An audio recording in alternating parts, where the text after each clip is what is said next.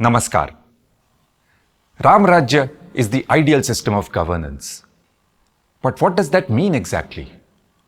In Ramrajya, what is the role of the king and the government officials? What kind of a lifestyle do the citizens enjoy? And what are their duties? How are government finances managed? And how is justice delivered? In this video, we will look at what Maharshi Valmiki has told us on this topic. The Valmiki Ramayana is the reference text or the praman on all questions related to the Ramayana. The Valmiki Ramayana is itihas. Iti, ha, asa means that is how it happened. The video excerpts that follow are from the 21 Notes Valmiki Ramayana video series. Do watch this 100-episode series to find out what actually happened on Ram's journey, Ramasya Ayanam, Ramayanam. So let's dive in and find out what the Maharshi has told us about the ideally governed state. In the 5th Sarga of the Balakand, the first book of the Ramayana, Valmiki gives us a detailed description of the city of Ayodhya. It was a time of peace and prosperity. Season 1, Episode 3. Ayodhya, the greatest and the grandest city on earth. Yep, you heard it right. Of course, we are not talking of Ayodhya of today. Rewind back a few thousand years. Valmiki tells us what this city on the southern bank of the Sharayu river looks like. Ayata dashacha dvecha yojanani mahapuri Shrimati Trini Vistirna Suvibhakta Mahapatha. With well laid out streets, the beautiful and prosperous city of Ayodhya was 12 yojanas long and 3 yojanas wide. Rajamargena Mahata Suvibhaktena Shobhita Mukta Pushpavakirnena Jalasiktena Nityashah. A wide tree-lined royal boulevard ran through the center of the city. It was sprinkled with water daily. The city had beautiful gates and areas marked for different markets. Or in other words, urban zoning. Its palaces were perfectly constructed in rows and inhabited by the noblest of men. Its mansions were adorned with precious stones. It was surrounded by a moat and impregnable. It had all kinds of machines, or a smart city, and weapons. Shatagni Shatasankulam, protected by hundreds of Shatagnis. The city echoed with the sounds of trumpets, mridangas, veenas and panavas. In other words, there was music in the air. No other city on earth was comparable to Ayodhya. In Ayodhya, we are told by Valmiki that women in groups roamed around freely and that the city had many theatre groups that comprised entirely of women. Now this flies in the face of this mental construct we have in mind. Past equal to bad for women and modern equal to good or getting better for women. Now that really depends on where you place the marker for past. If that is 100 or 200 years ago, then the construct is valid. But it appears that the construct is not valid if you slide the marker back a few thousand years. It is also interesting that Valmiki thought it important to mention that the city was then safe for women. Women's safety in public spaces still remains a critical issue for our modern cities across the world. And pollution is another monster plaguing our cities. In Ayodhya, we are told, the water was so clean and sweet that it was like drinking sugarcane juice. Ikshukandar-sodakam. Such was the city of Ayodhya. Next, Valmiki tells us about King Dashrath and about the government officials and the citizens of Ayodhya. Let's watch Season 1, Episode 4. Season 1, Episode 4. Life in Ayodhya. Previously, Valmiki told us how the grand city of Ayodhya was built. Now let's see what life was like in this city. Dashrath was the just and mighty king of Ayodhya. Popular depiction of Dashrath is as a somewhat weak, emotional person. However, the description given by Valmiki is of one who is Dirghadarshi, Balawan, Nihata Mitra, visionary, powerful, and destroyer of enemies. And while being powerful, Dashrath is also Paurajanapada Priya, loved by his people, and Vedavit, a scholar. Very interesting adjectives. The ideal king was not one who ruled by force and was feared, rather one who drew his strength and position through people's support. And knowledge and scholarship is something we will see mentioned again and again. Knowledge was not restricted to any particular group within society. In fact, Dashrath is also described as Rajarshi, a king who is also a sage. And now the people of Ayodhya. They are described as happy and contented, learned, truthful, righteous in conduct. And this applied to Sarve Narascha Naryascha, all men and women. Women were learned too. They were not locked up inside the houses. There was not a single person who was not washed, did not smell good, and who was not adorned with accessories. There was no one who had accumulated little wealth. In other words, people were very well off. It was not a case of rich king and poor peasants. The citizens lived long lives, were healthy. The city was as full of brave warriors as a mountain cave is full of lions. There were traders from other countries. Like any world city, Ayodhya was an international trade center. The city of Ayodhya also had horses and elephants of the best breeds from distant lands. Horses that were born in the region of Kamboja and Bahalika, and elephants from Himalayas, Vindhyas and Sahyadri, and they were interbred too, Bhadra Mandra Mrugaihi. Dashrath was ably supported by his ministers and counsellors. The chief counsellors were the great sages Vasishtha and Vamadev. There are some interesting words used to describe the government officials of those times. Well educated in all branches of knowledge. Those who felt ashamed to do unjust acts. Proficient, valorous, and Yatha Vachanakarinah. They did what they said they would do. Smita Purvabhibhashinah. Spoke with a smile. Praptakalam tute dandam dharayeyus suteshwapi. They used to impose appropriate punishment even on their own children. No one was above the law. Interesting that Valmiki thought it worthwhile to report that civil servants were not rude and that the law was equally applied even to children of high officials. Clearly, governance structures were advanced and well developed, not primitive.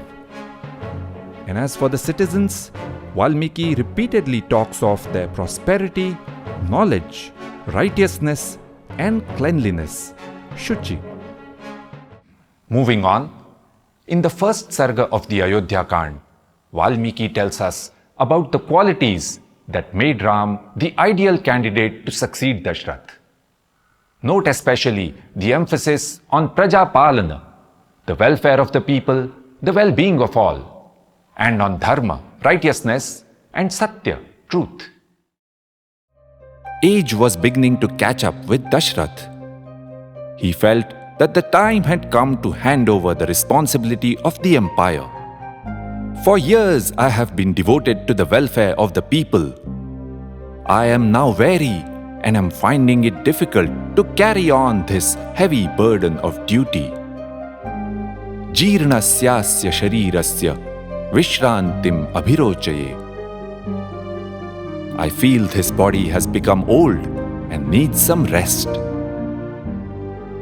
And of course, there was no one better placed to succeed him than Ram.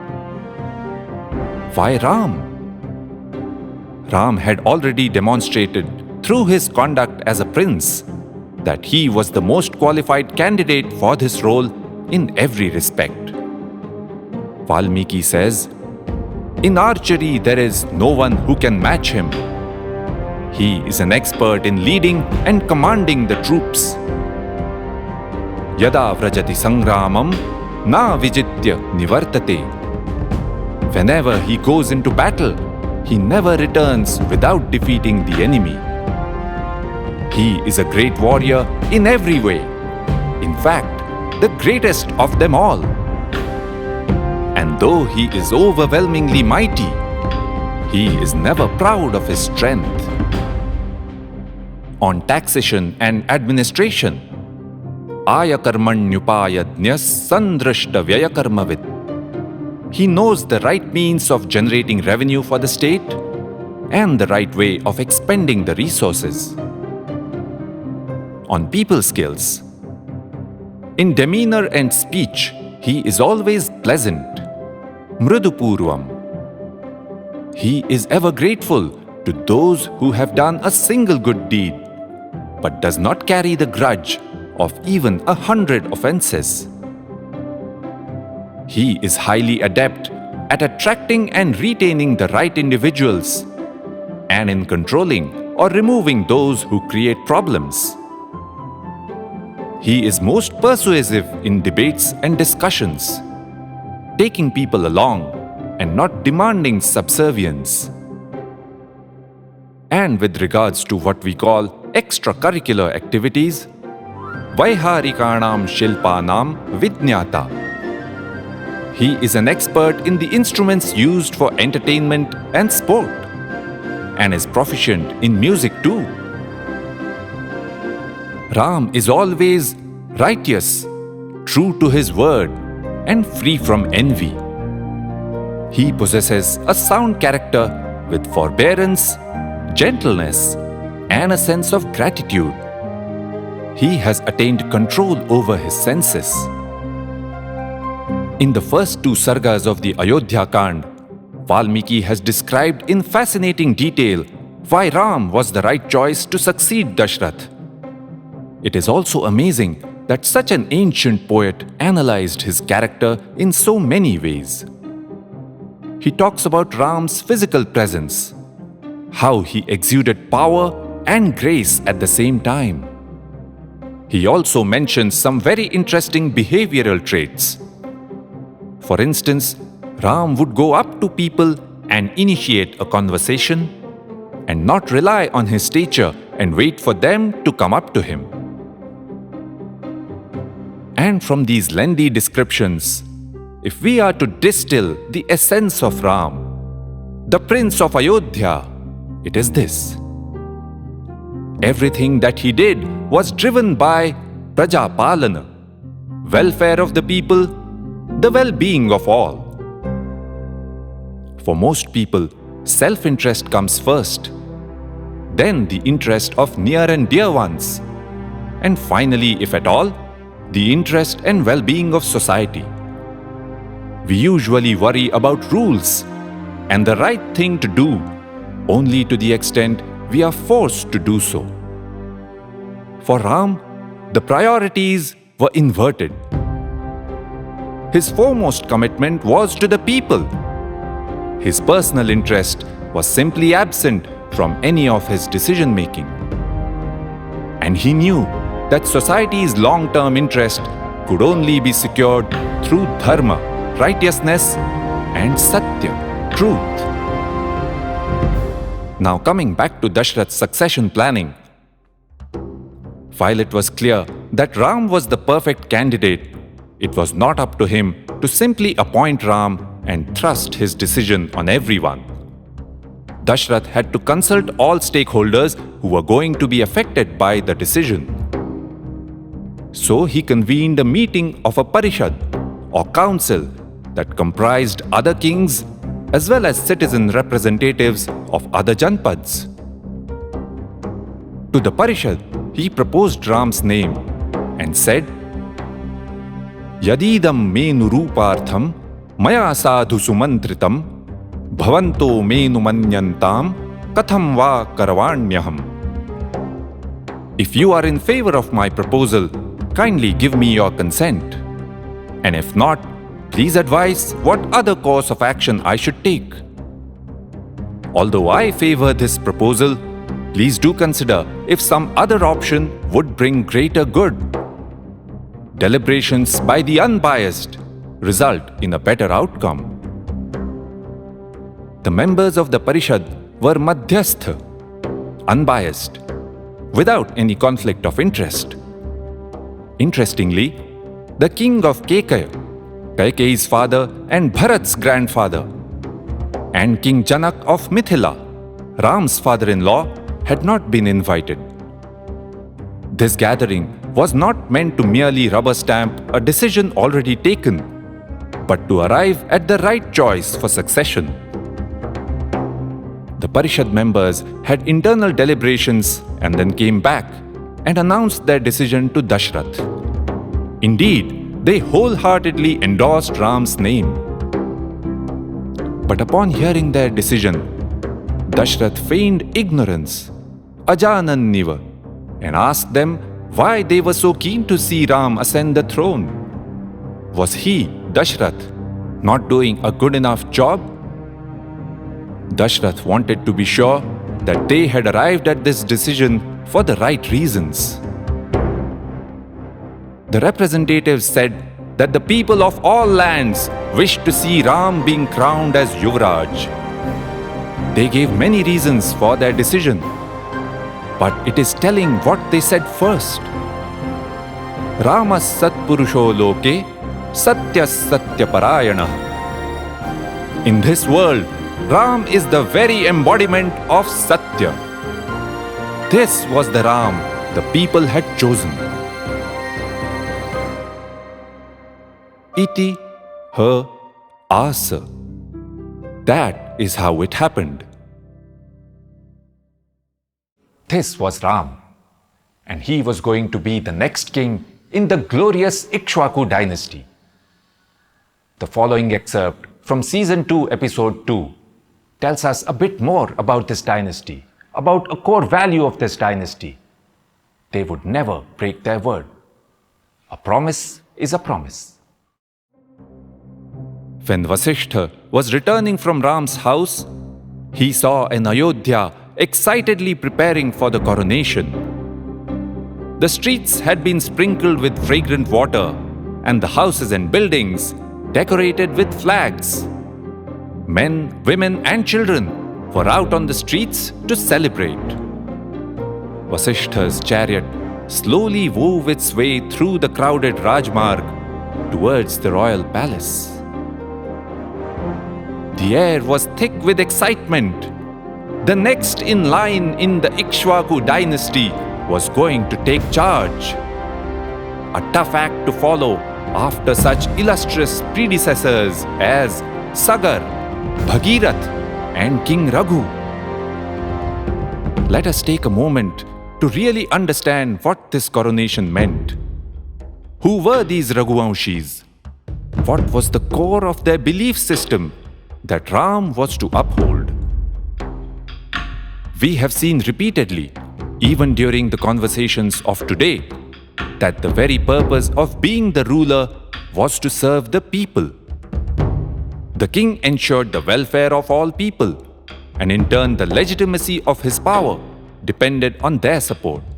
And people's welfare was built on the foundation of dharma, righteousness, and satya, truth. Earlier in Mithila, when Vasishtha had introduced the Ikvakus to Janak, he had said, Adivansha Vishuddhanam Rajnyam Paramadharminam Ikvaku Kulajatanam Viranam Satyavadinam. The Ikvakus are highly heroic, truthful, and they uphold dharma. And even before that, when Vishwamitra had arrived in Dashrath's court, and Dashrath had initially refused to send Ram in spite of his promise to the contrary, Vishwamitra had said, Purvamartham pratishtutya pratidnyam hatumicchasi Raghavanam ayuktoyam kulasyasya viparyaya. First you promised something, now you want to break the promise. This is not the way of the Raghuvanshi kings. If you do so, the destruction of your people is assured. And in the same situation, Vasishtha had counseled Dashrath, born in the line of Ikvaku, you are dharma personified. You always remain firm and steadfast. Do not abandon your dharma now. And pratishrutya karishyeti uktam vakyam akurvatah. Those who promise to do something and then do not stay true to their word, for them all the fruits of their good deeds are destroyed. Think about it. If the king's word is not sacrosanct, if his promise does not really mean anything, if his contract cannot be trusted on, then whose word is to be trusted? Which contract can be trusted? Where is the question of righteousness? Without trust, how will society function? And thus, the Ikshvaku and Raghuvansha legacy that Ram was stepping into was this: the law is sacrosanct. A promise is a promise. Sant Tulsidas beautifully captured this essence. Raghukul reet sada chali aayi, pran jaye par vachan na jaye. The creed of the Raghuvanshi kings has always been this: even death is acceptable, but breaking a promise is not an option. Iti ha asa. That is how it happened.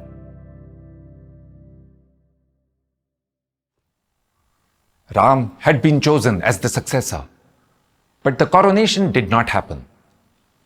Dashrath had made 2 promises to Kaikeyi, and now she came back with these demands.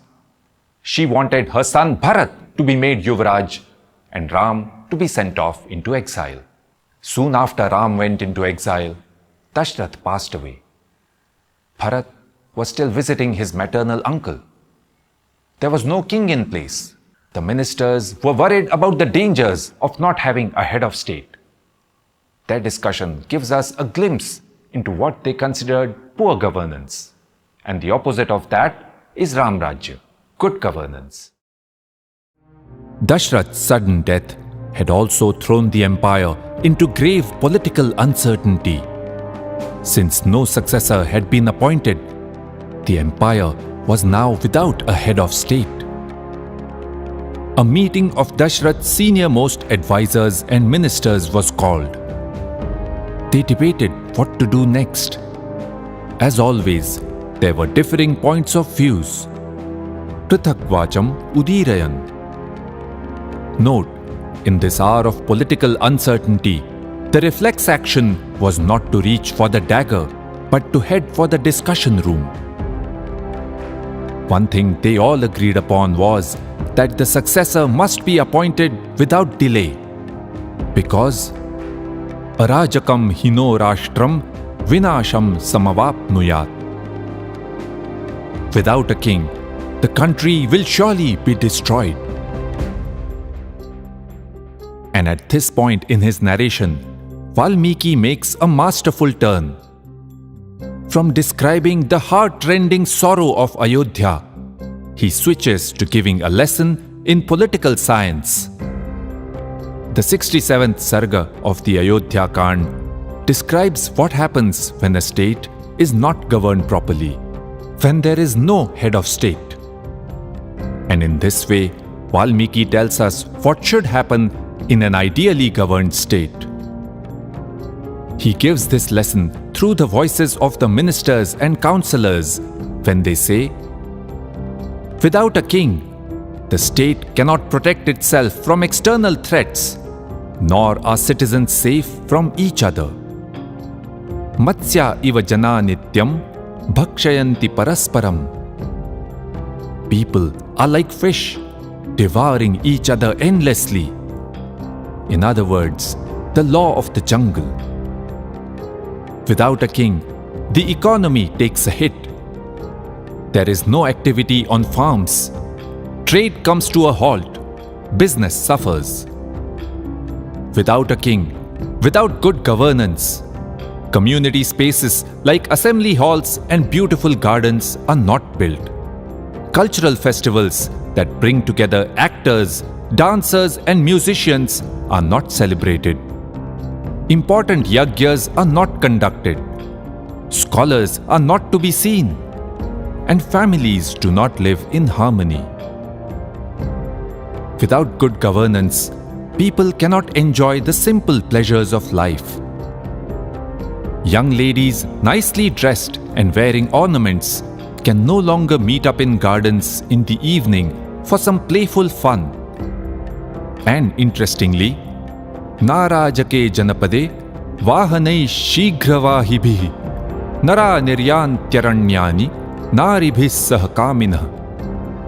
In a state without a king, men and women cannot go out for a fun ride into the forest on their swift-moving chariots. How incredible! Valmiki, the ancient poet, appreciates the joy of going for a spin in the countryside with your partner. Bharat was urgently summoned back to Ayodhya. But he was shocked to learn what his mother had demanded, and he refused to take over the empire. He went to call Ram back from exile. And when the two met, Ram asked him a series of questions. And this is the famous Kat-Chit conversation. This is also the most detailed description of the principles of good governance in the Ramayana. Let's watch Season 3, Episode 10. Ram asked Bharat, "How come you are here? I hope all is well in Ayodhya. Is Maharaj Dashrath in good health? Are Kausalya and Sumitra keeping well? Is Devi Kaikeyi fine?" A few short questions would have been adequate for Ram to enquire about everyone's well-being. But Valmiki has another surprise for us. This is the 100th Sarga of the Ayodhya Kand, and a very special one. Every shlok has Ram asking Bharat questions, and they all begin with Kat-Chit, which means, "Have you ensured that?"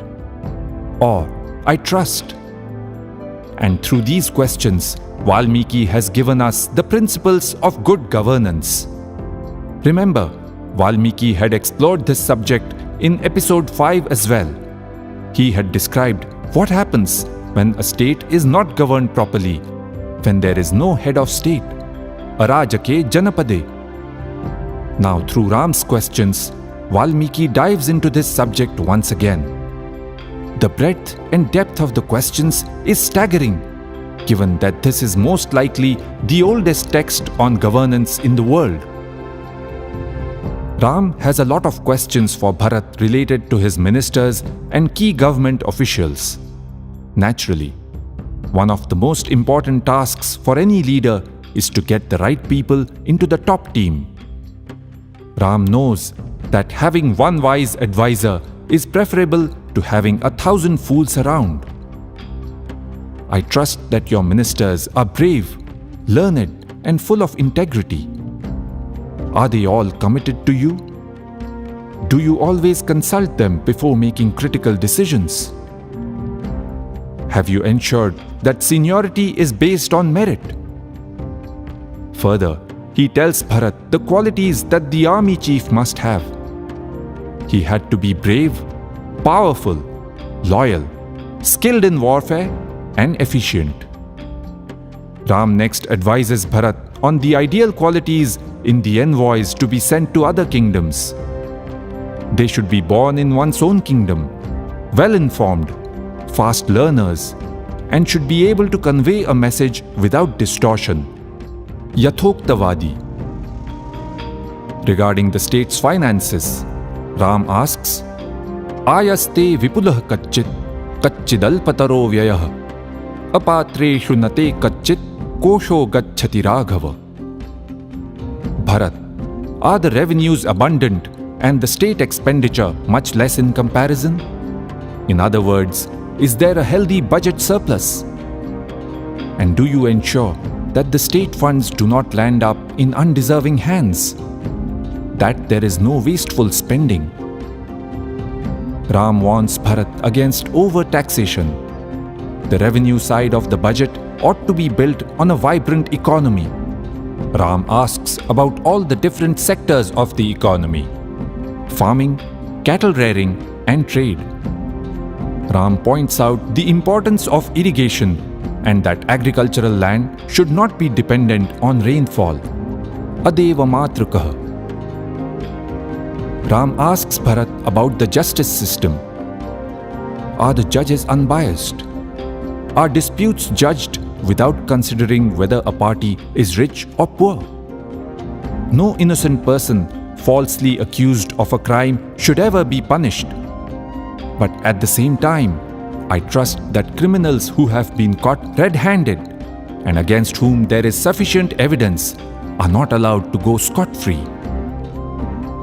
Ram also asks Bharat numerous pointed questions about his personal habits and behavior, including Kacchidartham vinishchitya laghumulam mahodayam kshipramarabhase kartum nadirghayasi raghava. Having decided upon a project involving minimal efforts and yielding significant results, do you start implementation without delay? True sign of a decisive leader. Are you accessible to your people? Do you go out on the Rajmarg to meet them? The list goes on. The range covered by the questions is vast. Are the soldiers paid on time? Do you protect the forests that are the breeding grounds for elephants? Do you consult with others, but not with so many that your secrets are out? Do your subjects wish for your welfare in their hearts? Finally, Ram points out that all these principles are not new. The great kings of the past served their people in the same way, and showing remarkable openness, Ram asks, Kachchideshaivate buddhi yathokta mama raghava? Bharat, do you agree with what I have said?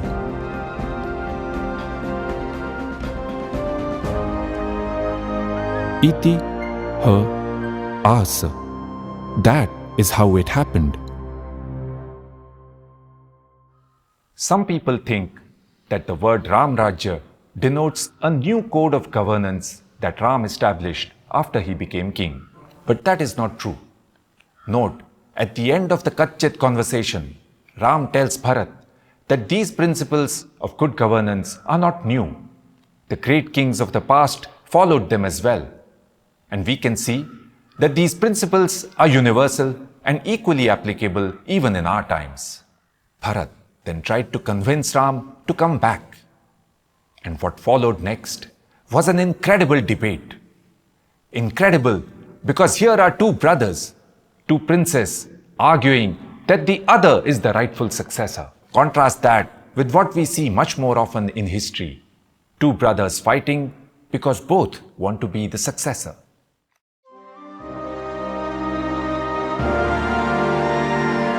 This is Valmiki Ramayana, Season 3, Episode 11, The Debate. Upon hearing Ram's Kachchit questions, Bharat remarked, all this knowledge of royal duties, of what use is it to me? Kim me dharmad vihinasya rajadharmah karishyati. Shortly after you left, Maharaj, overwhelmed with grief, passed away. Now you are the rightful successor. You are the eldest one. Please come back to Ayodhya and take over the empire. The news of Dashrath's death struck Ram like a thunderbolt, Vajramiva. He felt a deep loss and emptiness in his heart. Ram, Lakshman and Sita grieved together and then performed the rites of Jalanjali and Pindadan for Dashrath. Soon after that, the ministers and some of the soldiers and prominent citizens of Ayodhya reached the cottage. Vasishtha, Kausalya, Sumitra and Kaikeyi came up from behind. It was a bittersweet meeting. They were happy to see Ram, Lakshman, and Sita, but distressed upon seeing the hardships the three were having to suffer. And then everyone sat down to discuss the matter for which they had come here. The people looked towards Bharat. They were very curious to hear how he would convince Ram to come back. Bharat first clarified to Ram that he had nothing to do with Kaikeyi's actions, that he fully condemned them. And then he argued, "This kingdom was given to me in order to satisfy my mother. I am now giving it to you.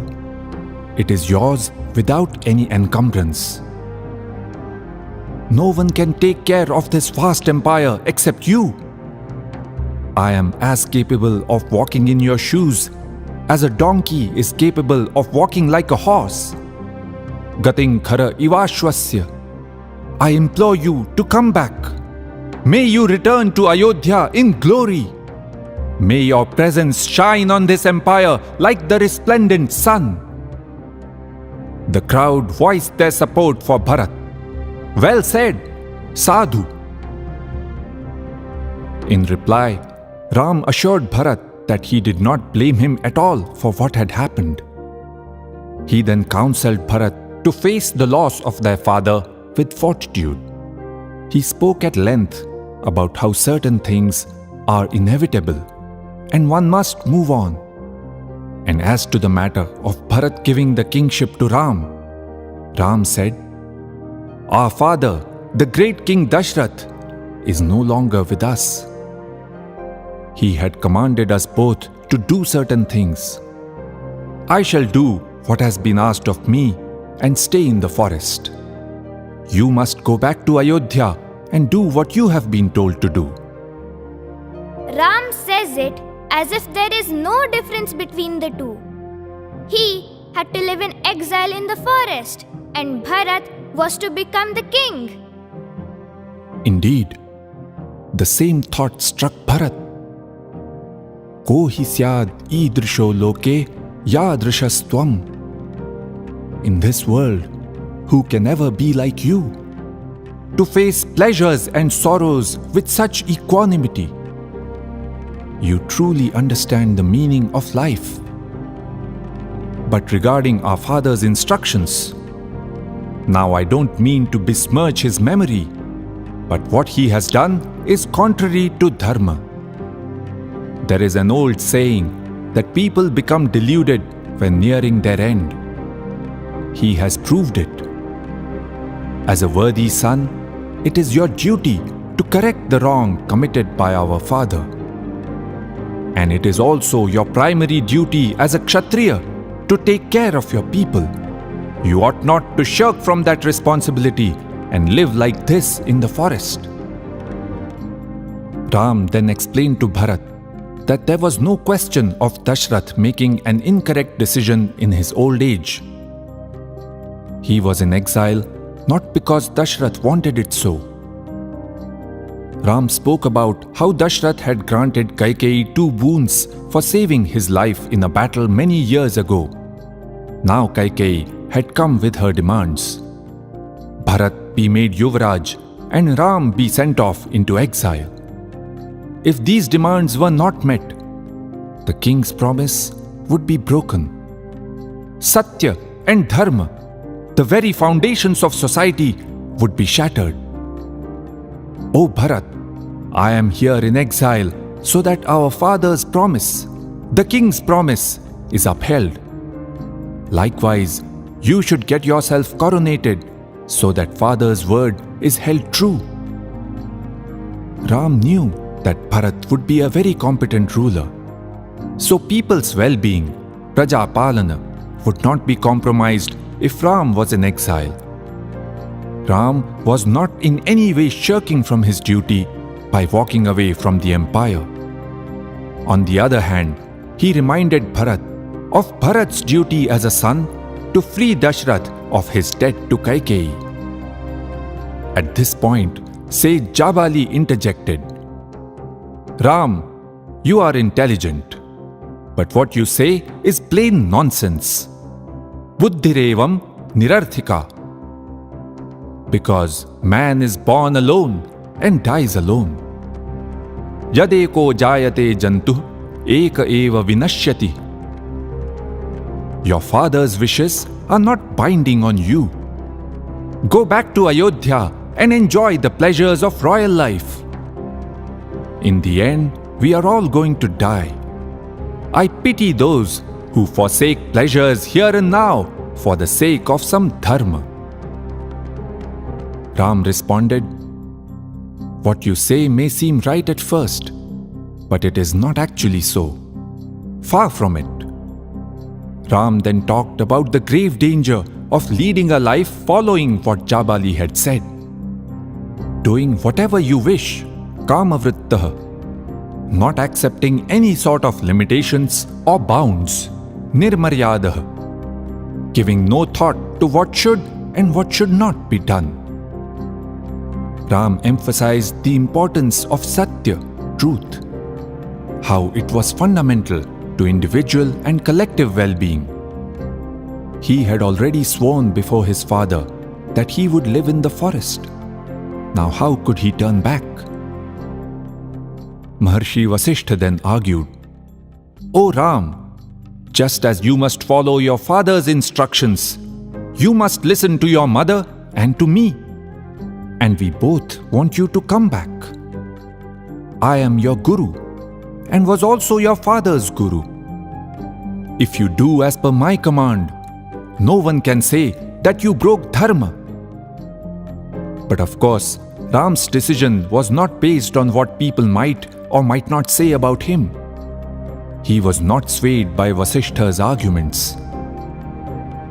In desperation, Bharat said that he would sit on a hunger strike until Ram agreed to come back.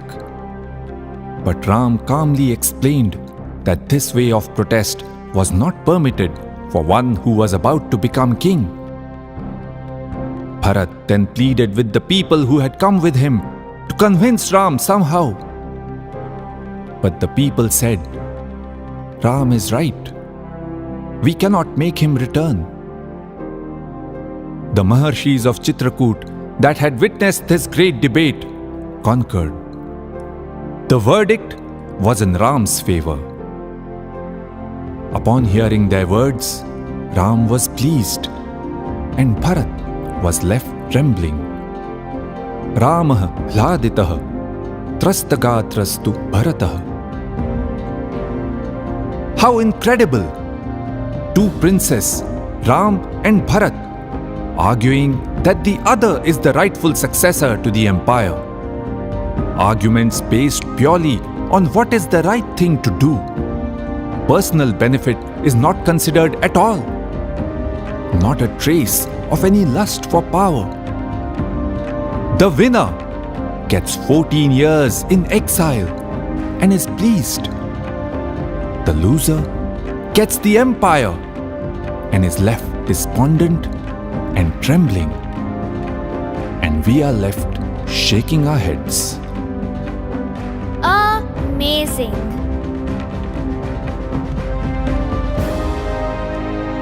Iti ha asa. That is how it happened. Amazing indeed. The highest example of ethical leadership. Bharat ruled for 14 years in Ram's absence. And when Ram came back, he simply said, "This empire is yours. I ruled it as a caretaker. The treasury, the food stocks and the military are all 10 times what they were earlier. But now, please take over." 14 years of power had not affected Bharat one bit. Ram agreed to take over the responsibility of the empire. At the end of the Ramayana, Valmiki says, "Thus began the glorious reign of King Ram." It was truly Ramrajya. People lived long and healthy lives. They lived in harmony with each other and with nature. Everyone followed dharma, righteousness.